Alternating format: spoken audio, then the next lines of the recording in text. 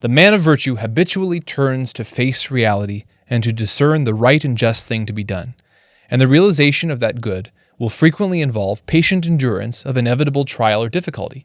But the time will come, and that time perhaps is now, that we are called to attack, to expand the area of Christ's lordship in our life in some decisive way. Welcome to episode 20 of Deep in Christ.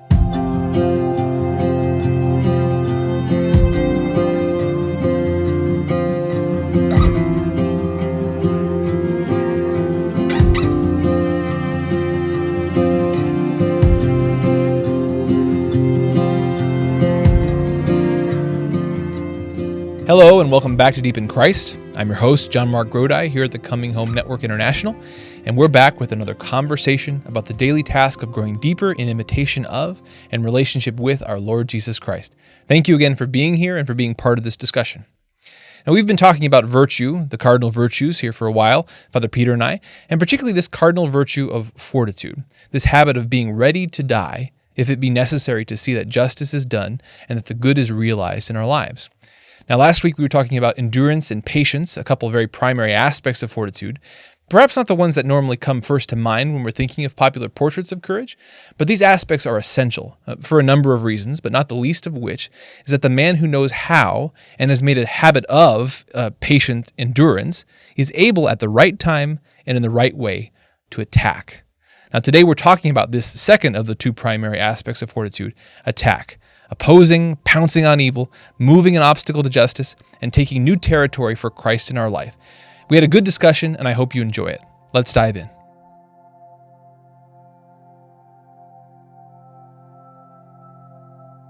Father, Brother, Peter. The dude abides. Yes. All right, restart. Okay, Father, Brother, Peter. Yes, sir. We are going to talk more about fortitude today. We talked last week about endurance as one of the two primary aspects of fortitude. Which one are we on? From that book. It's that diamond. It's the black one. It's the black one. Today we're talking about attack. All right. Attack, to pounce on evil. And that's, this is the aspect of fortitude I think people more associate with fortitude, with courage, right? That you're going to go out and attack. You're going to get something done. You're gonna. It's an active sort of a virtue. But we focused a lot last week on the endurance aspect, and there was some significance to that Peter pointed out that that it's in the endurance that I think that fortitude for a human being, a vulnerable human being, it's in fortitude and preeminently in this ultimate fortitude of the martyr that we see fortitude in its most essential form, this endurance of evil when there's really no attack left, there's no resistance left. But it's important because while we persevere through this life, there are moments of attack where we have to eliminate an obstacle, or we need to pounce on an evil, we need to deal with an evil. It's this active thing, but it's the person who can endure first. It's the person who has grown in that virtue of patience we talked about last time. That's the person who can prudently, at the right time, the right place, in the right way, can attack. Well, that's kind of another sense of why prudence is so essential, or why endurance is so essential to fortitude, because it's not only kind of the essential beginning part of it, but it's also the essential end part. That we're both going to have to, you both have to endure patiently in order to determine the right time and everything in the proper mode and the extent of your attack. But then there's also comes the time where no more attack is possible, where there is no more resistance possible, and then one must endure again, continue to endure, because the evil, most of the time, we are not able to completely resolve, It's interesting, it maps a little bit with, the dynamic. We've talked a lot about this dynamic of God's grace in the active life. It begins in God's grace, a total reliance on God, and then we take that reliance on God out into the life He's given us, which involves us having to act, having to do things, having to, use our muscles and use our wits and try to actually do something with our lives that God has given us. But then that always, in the end, returns back to God, that we lay that down, whether we're going to sleep temporarily, or permanently, we give that back to God and say, there's nothing left I can do except to endure to the end. What even from kind of a practical perspective, one may say every day is kind of it goes back to that too, where every day is that cycle. Yes. Of at the beginning of the day with one endures with patience, not attacking yet the day, because one must pray and start their day off that way, and then kind of plan your mode of attack. That's a great then dynamic. one must attack throughout the day, despite fear and everything, or despite distasteful actions or whatever.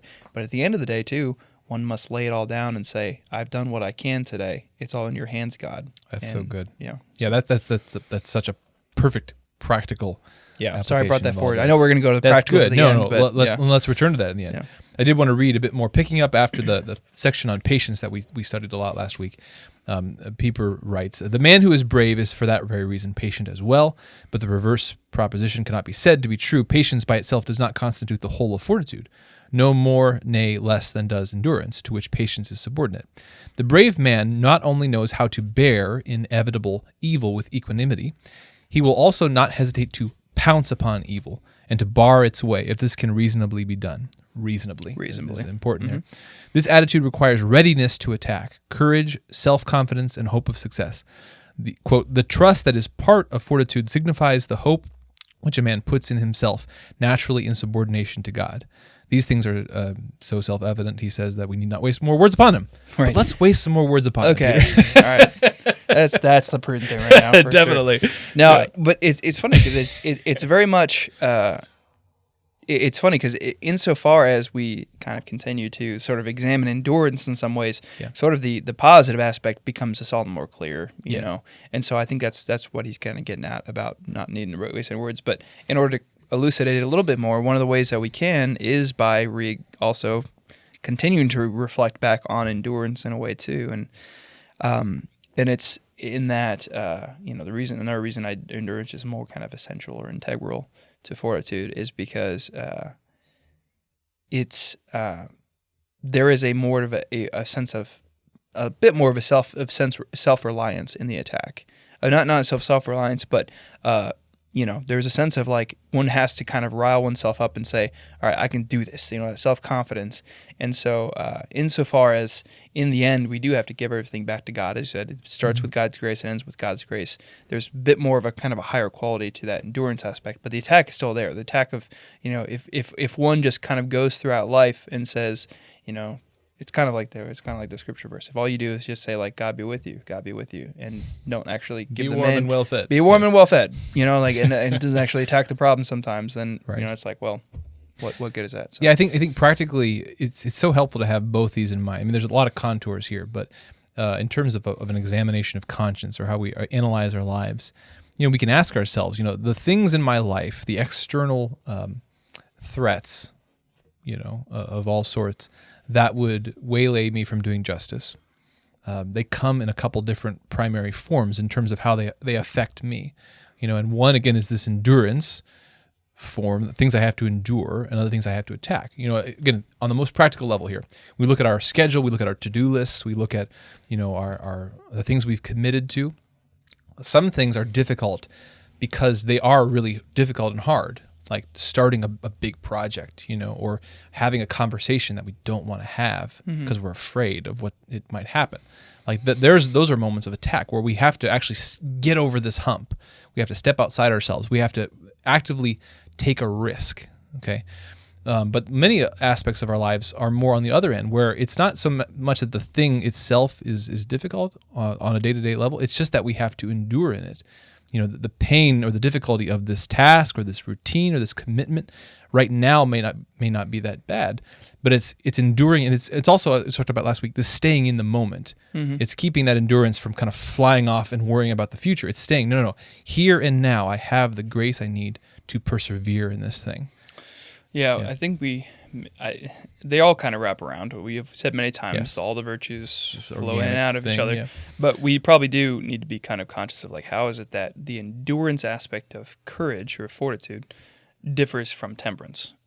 Because I think that's kind of, at least there's a significance there. It helps us to kind of be clear about what is exactly endurance. And I think sometimes when it gets to just kind of the discomforts of the world that we must endure, we're getting maybe more into kind of temperance. Sure. I think we always kind of got to refocus on sort of the fear as kind of the essential and the quintessential enemy in this regard.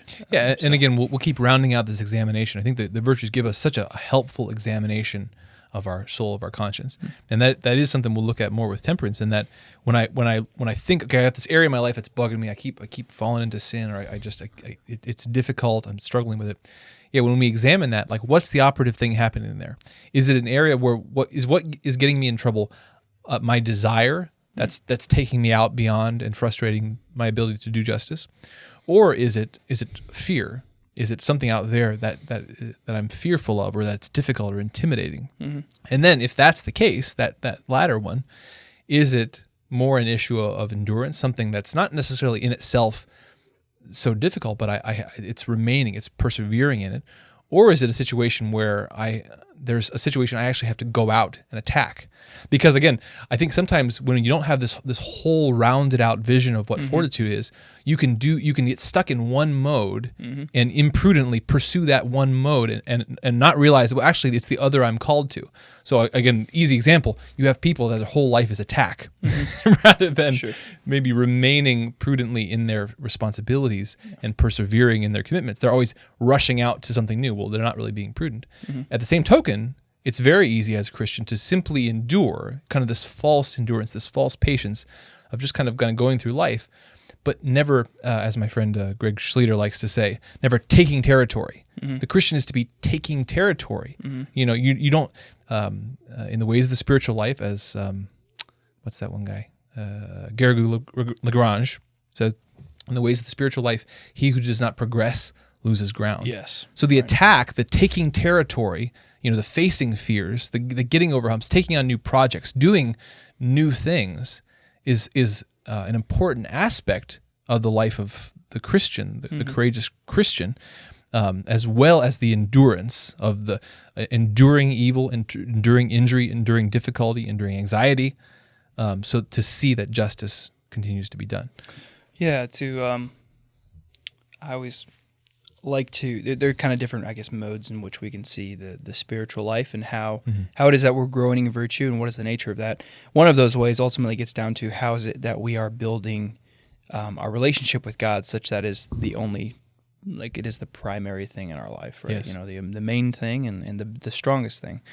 And in looking at it from that perspective, from the relational perspective between us and God, we can take other relationships in life and we can kind of use them in a sense as a barometer, or just kind of help us understand, what's going to be harmful and what's going to be helpful. Because to a certain extent, any good relationship that we have in this life is, if it's good, it's going to be a symbol for our good, the love that God has for us and we should have for Him, and then vice versa. So if you think of like a relationship, I bet I can speak to all the men out there, that this one's for you, men. This one's for you, men, or of women. I don't know. Okay, never mind, men. Never mind, men. It's for everybody. I think maybe men fall, kind of find themselves in this situation a good bit, where like if the entire daily substance of your relationship with your wife is enduring things that annoy you about her, but not actually taking positive action to do things then like for her, taking positive ground in that relationship, then it's not, you're certainly not strengthening the relationship much. Bless her for her endurance as well. Bless her for, right. That's what I'm saying is both. I'm speaking from my perspective, we can kind of think of those different situations, but I think it's going to be kind of, I'm not exactly sure why, but it seems like there's something more along the lines of men in that relationship have a tendency to kind of sit back in reservation of just kind of men tend to endure it, swing wildly between the like overactivity and over passivity. I think men do have a little bit more difficult time finding that prudence to remain kind of there in the center and to know, okay, when do I do one or the other? And again, this is just yet another reason why, again, going back to a couple episodes ago, why fortitude must not rely on itself. Because again, if it relies on itself, even the decently virtuous person who's kind of aware of all this and trying to practice it, there's still the sense in which, like, we have to be aware of the situation and analyzing what's the what's the natural response for me, what's sort of my knee-jerk response, like what ought to be done in this situation. Because oftentimes it's so easy to stay in our comfort zone. We've taken this much territory. It's so nice. it's warm, oh man! But I'm called, to take new territory. Whether it's in this relationship, I'm not merely meant to, like, I'm up to this level and I just kind of stay here. No, I have to go deeper. I need to pursue my wife. I need to pursue my children. I can't merely endure. I can't merely stay at this level. And so I think always having those two in mind, and again, bringing those into our prayer, like, Lord, in my life, in these situations in my life, like, what is the next step? Is this a time? Am I dealing with something I need to endure this evil patiently, but actively, inwardly, holding on to you? But when is the moment that, you know what, I need to go out and try something new. I need to get a new job, or I need to, start a new conversation with my spouse about our family schedule or our finances or something. When is that moment? And when that is that moment, as soon as I realize that, and again, in prayer, relying on God, receiving that grace to go do it, to pounce. Yeah, there's kind of an immediateness to that. Yeah, and I think that's great. Actually, Mark's gospel is notable for having a sense of immediateness and kind of what's the word? Haste. I don't know exactly. Haste to it in a sense. Actually, frequently when it comes to Christ's actions, I think someone will petition him for something, and it'll say, and then immediately he did this. And there's just kind of a notability about for whatever reason, Mark is kind of just concerned with the sense of that Christ kind of tried to immediately take action when he knew it was right. He tried to do it quickly and succinctly. But it always is that matter. There are some times where we just kind of know, everything just kind of falls in place, and we know exactly what we need to do, in that moment, and just need to do it. There doesn't need to be any more planning or anything. Right. There, and past the point of which would be actually imprudence. This over hesitation, this overthinking of something where we've already apprehended that it's the right thing to do. And those are the situations where we sometimes can adopt the false prudence. That's really just a certain sense of cowardice or just laissez-faire, laziness. Yeah, and again, in terms of putting it in terms of fortitude here, I just have to endure this difficult situation. When maybe are you being called to have that difficult conversation, or to do something different again, or to make a change, and if that's the case, it has to be prayerful, it has to be prudent, but when you see it, do it. And that's kind of the different. There are different frameworks that we always need to be taken into account when it comes to things like this. We talked about that in seminary, even when it comes to different difficult situations, you need to have your theological framework, and then there's a kind of there can be a framework of psychology that we can sort of bring both into to conversation with each other. And in this sense, there needs to be the framework of kind of the theological virtue-based understanding, but then there also needs to be the discernment of spirits, that we can kind of bring into those situations, because that is going to help us know when is the right time to make a change about things like that. And they cross. It's not like they're distinct things. They cross over a lot, but it's very helpful when you learn about things like spiritual desolation versus spiritual consolation, or natural consolation versus natural desolation. The understanding what is the right time to attack versus to endure we're going to understand that a lot more. Can you give us a quick and dirty on those? I could try, but someone they were really quick and really dirty. I mean, I guess the salient point here for fortitude and for this discernment in terms of endurance versus attack. I mean, one aspect of it. So Saint Ignatius, the discernment of spirits, it's this practice of recognizing that when we observe the movements of our heart, we need to carefully discern: is this of God, or is this a temptation? That kind of a thing. And one real practical thing that jumps out to me, at me, it pounces on me from that is this notion of sometimes it actually is prudent not to make a change when you're in desolation. In other words, a spiritual low point where you're having a really awful day. Well, that's not necessarily the day to say, you know what, we're going to start a new plan. I'm going to throw the playbook out the window. Maybe wait for a little bit better day. Give it some time. Because that may not be the moment to attack. That may be the moment to say, you know what, I need I need to wait on God a little bit. Sure. Yeah. Yeah, it's like the orientation of your heart. Is it in the state where its tendency is going to be to move further away from God, or the tendency is to be moving closer to God? Is kind of one way to think of like the spiritual consolation versus desolation. But one of the interesting distinctions he make is the difference between spiritual desolation and natural desolation, because those are discerning those two different kind of modes. We can also, that can be very determinative in terms of whether we need to attack and make a change or endure. So for instance, like I've been thinking about this a good bit because of Lent, that, with people coming and presenting their different Lenten promises, kind of in spiritual direction or confession or whatever.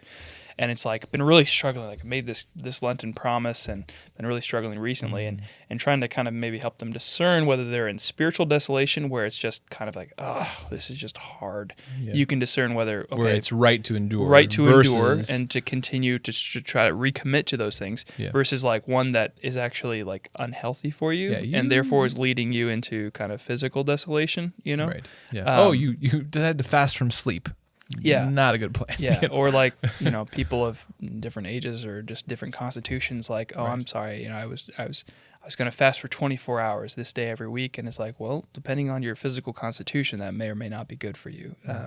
So kind of trying to discern that, a little bit. That helps us to know whether the right thing is to endure or to attack. So. And of course, even that example that you give there, we can readily see in ourselves again the importance of the virtue of prudence, in that, like sometimes it always comes back there, that as we're getting into those things, like what's really the right thing, the right way to go about this particular thing.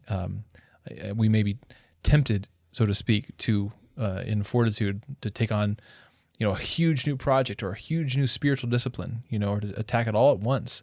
But prudence often, when we're attentive to it and we're prayerful with it,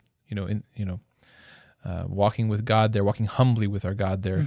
Oftentimes we recognize the first step today is something rather small and manageable. I find that so much in my own life where, all right, you start one good day with prudence and you kind of make a plan and everything, and then as like the days go on, it's like I get sucked farther and farther along until I've almost like completely just focused on like courage, where it's just like, okay, I need to like either endure or to attack, and I just like, and then all of a sudden, like I've drifted so far away from kind of consideration of prudence that like you just have that one trip, like trip and fall, where everything just kind of falls apart, and it takes a few days sometimes before like you kind of recollect yourself in prudence and sort of go back to the beginning and be like, okay, and usually that's because I don't succeed in kind of carrying out that proper cycle of the day, where it begins with God and then ends with God, and kind of recollecting and figuring out what was good, what was bad, discerning those things, and embracing that, embracing the endurance specifically in the strength of God. But So again, the endurance and attack, it's so relevant to practically to our lives in terms of just our daily, like our ordinary ups and downs, our ordinary fears, our ordinary difficulties. But those aren't necessarily always enduring specific concrete evils. It's more just the natural evils, the natural difficulties. Typically, when we think of courage, we have we're imagining more storybook scenarios or scriptural scenarios where there's actual evil that needs to be opposed in the world. And that's an interesting point he brings up in the chapter, Pieper does. Is how it's kind of within the context of the prudent courage, the prudent fortitude, that we see the right place of a just wrath. So I mean, he writes there, the fact, however, that Aquinas assigns to just wrath a positive relation to the virtue of fortitude has become largely unintelligible and unacceptable to present-day Christianity and its non-Christian critics. This lack of comprehension may be explained partly by the exclusion from Christian ethics of the component of passion as something alien and incongruous, an exclusion due to a kind of intellectual stoicism, and partly by the fact that the explosive activity which reveals itself in wrath is naturally repugnant to good behavior regulated by bourgeois standards. So Thomas, who is equally free from both these errors, says, the brave man uses wrath for his own act, above all in attack. Quote, for it is peculiar to wrath to pounce upon evil. Thus fortitude and wrath work directly upon each other. Yeah, there's more I could read there, but I think I'll stop it there. He makes an interesting point, which is that there's been this tendency in the history of Christianity sometimes to kind of exclude part of the human person from our understanding of how this all works, how grace works, and how active life works. And one of the things I love about the virtues is precisely because it brings passion back in. You know, we are intellectual beings. Our intellect informs our will, and then our will guides our passions. And the process of growing in virtue oftentimes involves bringing passions, reining them back in, you know, or returning to a place of prudence and not being simply guided by our passions. But the goal here is to become a more integrated person, where our passions are directed towards what they ought to be directed towards. You know, Yeah. I mean, this is always very challenging to me. I'll be honest, because I think because of my background maybe and kind of how we were growing up and everything, and I feel like I was sort of not like intentionally trained, you know, this way or anything, but I feel like I've sort of been formed in such a way that in endurance but not attack is definitely like more along my line of kind of comfort in some sense. And I don't even necessarily know like how those situations come about where we can figure out like, okay, I can kind of like let my anger out and like let my anger kind of drive the chariot, not drive the chariot, but let the chariot drag the chariot as I drive the chariot. Yeah, the horse is not in the driver's seat. The horse is pulling the chariot. Yeah, it's pulling great, the chariot. Great image. Great image there. Very helpful. Yes. Sorry for all you podcast listeners out there. That was a horse. In case that was. Yeah, I wish we could show an image of a horse driving a chariot, waving its mane. You know, the internet's a big, wide, wonderful place. I'm sure there's a picture. Scary place too. Anyway, yes, one must endure it sometimes. So I think it's very challenging, but so important because it's I think the conversation is parallel to the conversation that's been happening in the church in the last 50 or 60 years, especially concerning like theology of the body, where, to use the classic kind of Christopher West image, that the sexuality itself was, in our Garden of Eden was like this beautiful portrait, which was then kind of crumpled, and Christianity at times didn't really know what to do with it because it just looked so marred and everything by kind of our fallen nature and everything, that in some ways there's a more puritanistic kind of reaction to it, is just kind of toss in the trash and to sort of relegate it to just sort of bad part of our existence now. But rather than, to try to find the way to redeem it and make, and virtuously attach again. And it's similar with anger, wrath, where it's like, there's no good way, there's no possible way that part of our human selves is possibly redeemable or useful in virtue now, right? It's like, no, that's... there is a way, and that's true of all the passions. That's true of sadness too. It has a function. It's not merely a defect.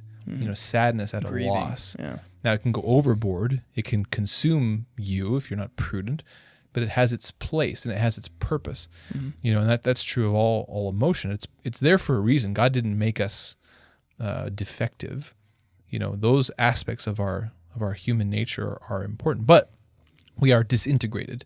They're fragmented. They're not connected. They're not working in harmony. And so, again, I think one of the important aspects of one of the important reasons why endurance is primary in the virtue of fortitude is that it is a part and parcel of the virtue of fortitude too, at the right time and in the right way, for a just wrath, a righteous anger to be directed towards a great evil. For the prophet who gets up and condemns, the king of what he's doing to the people, or for Christ to overturn the tables of the moneylenders, or even when if we're encountering a barrier, like what is the football? Get mad at it. You're pushing the thing. You're pushing the car out of the way, or the mother lifting the car up out of the kid. Like there's a physical evil there that wrath is properly directed towards. It's not driving the chariot, but it is properly pulling the chariot, pulling Giving the person strength to pounce on that evil and to do something about it. I can think of one story from my life. I'm sure there are others. I'm sure I'm not quite that decrepit, but I can think of like one story from my life where I had a very kind of clear, and I would say beautiful. There was a very beautiful aspect to kind of the nature of how I experienced it myself, how it kind of came out forward too, of like a righteous anger, being like deciding like, no, this is righteous, and facing up against the fear and allowing the anger to, like, saying the anger, okay, this is right for me to feel angry, and allowing it to pull me forward. Yeah. The funny thing is, it was actually at a Catholic conference. Oh, those make me very angry. Yes, but as a kid, as a youth, right? As a youth, and so I was actually there with Richard, our little brother, and Richard and one of his friends were playing in the snow, and I was playing with my friend in the snow, and there were the other kids around there too. And there's this one kid who, if you're out there listening, I love to get a beer sometime. So I love to talk about this with you. But anyway, I know it's like being mended. Like I have no animosity anymore. But anyway, so he just, for some reason, they just started getting real, like, physical and kind of mean to Richard and his friend. And at one point, and I was kind of standing off the side, and I was like, okay, there's some teasing going on there. I was kind of leaving it be, but I was really just feeling kind of weird about it at that time. But at one point, he picked up like a big piece of ice, and he like broke it over one of their backs. It was just like crazy, over the top, and like he wasn't like seriously injured or anything, but it was definitely like they were kids, and it was like, okay, this is getting out of hand. And so in just kind of that moment, I just kind of went over there. I was like, okay, this has got to stop, and it was just like, I realized, like, okay, it's gotten up to the point I was afraid, this kid was bigger than me and everything. This got to stop. And he's like, who's going to make me? And I was like, I am. You're like, okay. We had been taking wrestling at the time, so I actually felt a little bit good. But I can imagine the whole thing. But the best part of it was that after that, was as we actually commenced a tussling, as one might say. We commenced a fisticuffs. Does one say that? Does one did say it at the time, but odd one. I'm sorry. But odd one. Continue. And so like we just like he came at me, and I was just like, it was funny. What was running in my head was like, on one sense there was like the anger. There was real anger there. But I definitely still had the peace. In fact, in that kind of place of peace, my brain was saying, wow, this is actually happening. Like, I'm actually in a fight right now, and it's actually kind of the right thing. Yeah. And it actually ended pretty well, in the sense of I actually kind of pinned him, and then like didn't have to like hit him or anything. But anyway, sorry to get back to it. Long story short, but there was I had a deliberate sense. There was a deliberate sense of the anger was driving, or not driving. The anger was pulling. Sorry, got to get the words right. The anger was pulling. But the peace in my heart still lay in the prudent decision to try to enact justice, even in the midst of fear. And the anger was just kind of helping to pull that chariot along. Yeah. So. Yeah. It also, what I love about that little anecdote too, is it points us to sometimes we might lament that we have the fears we have in our lives. We have the things we're vulnerable to. We have the things that intimidate us. But if we can turn it around and look at them as opportunities, like even being a person, I think we're both in some ways individuals who tend more toward the endurance side. We're not. A person may lament the fact that they're not naturally courageous. They may look at someone who is apparently more naturally courageous, and I wish I was more like them. Well, it's such an opportunity, because the person who's naturally courageous, they have a very different battle than you. Mm-hmm. Their battle is always keeping themselves from jumping in too quickly. Whereas the person it's not their natural temperament to be brave. Well, they have perhaps a greater moral opportunity in some ways to be more deliberate. Mm-hmm. That, this is not the sort of thing I walk around doing, but I see clearly this is what ought to be done. Mm-hmm. And so I'm going to do it. I'm going to jump in. I'm going to take action. Again, whether that's a project at work, or whether that's starting a new routine of prayer, or whether that's getting a sin out of your life, or whether that's having a difficult conversation or relationship, speaking up against some sort of injustice at work, or that's kind of continuing on, and you decide, nope, this needs to. Even if you've recognized that there's really not much feasibility there, or there's a very low chance. Another conversation I was having the other day with a person.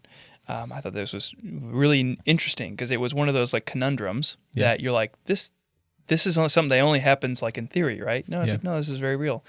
A man working at this firm, this place where he gets paid by commission by a lot, but they've been kind of very unjust in their relationship with this man up to this point. But they make a bit by commission, like on a certain day, on a certain date, like kind of not every quarter, every year or something. Basically, I'm probably going to miff up the story a little bit, but essentially the essentials will be there. Yeah. But he was basically had been approached about a different job that he really wanted to take because it was much better, and he trusted the company a lot better and everything. But essentially, he didn't feel like he needed to or would start any more work with the company that he was with, and they, because of just their relationship with him in the past, it would have been fine. They wouldn't have suspected anything, or anything. He could have just kept working for them. But he also needed to start training for his next job, and so he was left with this question.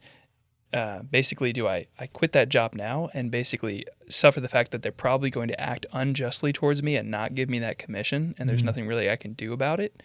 Or do I just kind of quit and say, wipe my hands of it? Or, and this was what I eventually kind of basically said, this is what you probably need to do.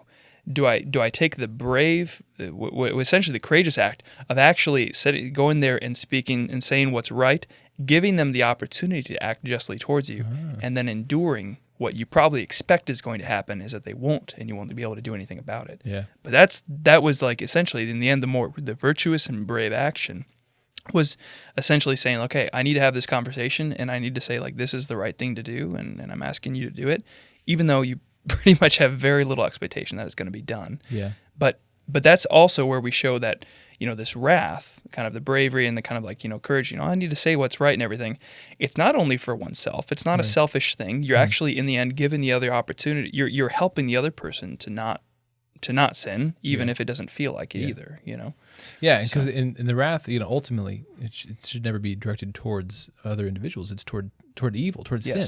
Right. It's toward the sin in another person. It's toward the sin in myself. It's toward the evil one, the deceiver, who wants us both to burn in hell. That there is, again, the endurant, the prudent, just person who is also can be patient and can endure.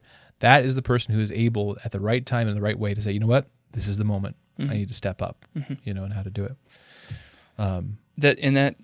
When you've acted with with the right self-control and anger in those moments, I think it tends to be classified by the fact that you don't lose oneself. And so when you get to the point that you no longer can resist or there's nothing that can be done, you can more naturally revert back into the endurance of the suffering more. The saying I've done all I can, and now I simply must endure that the evil that is kind of threatening me in a sense. And it's never going to be perfect. No. When you on the side of heaven, and so that again, that's where this cycle of kind of returning to prudence, even after you've had a situation, reflecting back, how did I handle myself in the situation? Did I keep my? There's this great quote from C.S. Lewis's Space Trilogy in the third book, where one of the characters has just had an encounter with this character who's going down the wrong path, shall we say. And he has this moment of righteous indignation where he really preaches to him. He really calls him out and calls him to come back to the light, come back to the good. And then after the situation's over, he's reflecting internally on, okay, Lord, how did I do? Lord, did I really keep my anger in check? Did I really direct it toward his good? And he has a little self-doubt there, but ultimately he gives it back to God's mercy. He said, Lord, it wasn't perfect, but I give it to you. Help me to do better next time. And again, that's how we always do. We get in those situations, we prepare as best we can. We try to, we do our best to be virtuous, but then we always return to prudence and say, okay, what happened? How can I do better? Lord, have mercy. I love the end of the Paralander, or the part in Paralander where he finally realizes that he needs to fight. Oh yes, Wesley. That's it. There's so many great examples in that book. There really are, because he has to both. Alternately in times in that book, he both has to endure and attack, and both are acts of courage. Yeah. Yeah. Well, those listening, all 2 members of the audience out there, you know who you are. Thanks. Hi, Mom. Let us know what you think, and especially there's a lot more as we get into more the nitty-gritty of some of these virtues. I think particularly with fortitude and temperance, there's a whole lot more room for discernment. There's a whole lot more for individual anecdote and experience, because they're highly there's subjective elements to these virtues that are really important for us to consider. I have to consider for myself, what are the desires that I struggle with and need to temper? What are the fears that I need to stand up against? Those that I need to endure, and those that I need to actually step up and go out and attack. And then how in prudence do I discern the best steps for each of those? There's a lot of discernment there, a lot of prayer. And so again, for those listening, we'd love to know your experiences. We'd love to know what you're thinking about these virtues. So thanks again for our discussion. Yep. Father, yeah.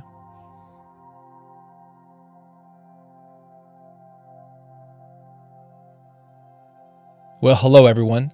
I hope you enjoyed our continuing discussion on fortitude this week. I gotta say, for my part, I find this rounded out understanding of courage to be very helpful as well as very personally challenging. As human beings, we've always recognized intuitively the goodness of courage, boldly doing the right thing, even and especially when it is hard. But so often, we find ourselves lacking in courage on the one hand, or we seem to constantly apply it at the wrong time and in the wrong way. Hence all the challenges with courage. And as we quoted from Joseph Pieper's book, fortitude must not rely on itself. On the contrary, fortitude looks to justice for its content and to prudence for guidance in carrying out that justice in the right ways. The prudent man, and especially the prudent Christian, attentively listening to the Holy Spirit, discerns when it is time to endure, right? To wait, to stand one's ground, to patiently guard the inner peace of Christ amidst outer turmoil. But he also discerns when it is time to fight back and to take new territory for Christ in his life, right? When is it time to have that difficult conversation with my spouse or my friend or my colleague? When is it time to evaluate and identify the next action step in some project I've been putting off? When is it time to take decisive action in ridding some sin or idol from my life? Or when is it time to finally take the plunge in making some long overdue but difficult change in my time, schedule, or commitments so as to ensure that I am seeking first the kingdom of God and his righteousness? You know, it reminds me of that old prayer. God, grant me the serenity to accept the things I cannot change, courage to change the things I can, and wisdom to know the difference. It's not a bad portrait of the cardinal virtues, if you ask me. Well, thanks again for listening and watching. As always, be sure to like and subscribe so that you're notified of new episodes of this show. And if you are someone looking to better understand the Catholic Church, or perhaps you have or are considering becoming Catholic, the Coming Home Network is your network. I encourage you to visit chnetwork.org. We've got lots of great resources for you there. But most importantly, we're a community. You can find community support and fellowship from other people on a similar journey to you, other converts to the church, other people who are curious or considering Catholicism. Check that out. And with just a few clicks from that website, you can join our online community where you can continue to follow and discuss this particular show and participate in the discussion with other members of the Coming Home Network. With that, thanks again for joining me for this episode of Deep in Christ. I'll talk to you next week. God bless.